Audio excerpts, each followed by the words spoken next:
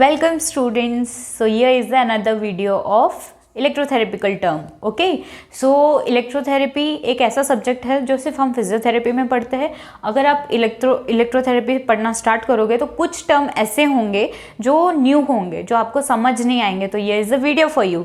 Okay, so let's get started. So सबसे पहले हम देखेंगे फिजियोलॉजिकल इफेक्ट. फिजियोलॉजिकल इफेक्ट उसे कहते हैं कि कौन सी कंडीशंस हम ऑब्जर्व करके कैलकुलेट करते हैं कि कौन से टर्म में हमको कौन सी मोडालिटी यूज़ करनी है. Okay, next is therapeutic effect. Therapeutic effect कौन से इफेक्ट्स को कहा जाता है कि ट्रीटमेंट के बाद पेशेंट में हमें क्या क्या चेंजेस देखने को मिलते हैं. अगर हमने कुछ हाई करंट या हाई हीटिंग मोडालिटी यूज़ किया तो रेडनेस आ जाती है स्किन पे.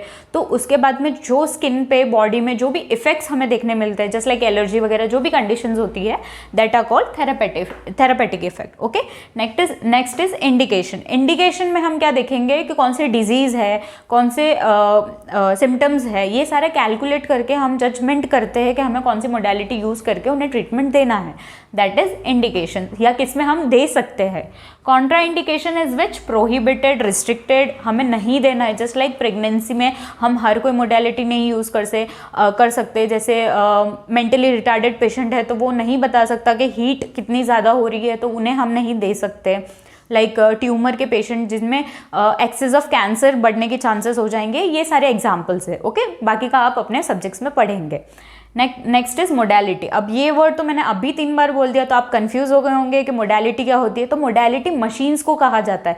बंडल ऑफ मशीन्स जो अलग अलग हम यूज़ करेंगे उनको मोडालिटीज कहा जाता है मेडिकल टर्म्स में. Okay, next is dangers. Dangers वो होते हैं कि अगर हमें लिमिटेड डोजेज में यूज़ करना होता है और अगर हम पेशेंट को ऐसे छोड़ के हमारी लापरवाही की वजह से मशीन्स का एक्स्ट्रा यूज़ हो गया या करंट जितना पेशेंट को चाहिए था उससे थोड़ा एक्सेस चला गया, तो क्या क्या हमें देखने मिलेगा, जैसे बर्न, शॉक वगैरह जो होते हैं उसे कहा जाता है dangers. Okay, next is stimulator. Stimulator means किसी को एक्टिवेट करना. जस्ट लाइक कोई पेशेंट का अगर नर्व या आर्टरी, वेन, मसल कोई डैमेज हो चुका है, पैरालिसिस, एक्सीडेंट, स्ट्रोक, ऐसे कंडीशंस में, या whatever the condition is, this is just an example, तो उस कंडीशन को स्टिमुलेटर कहा जाता है.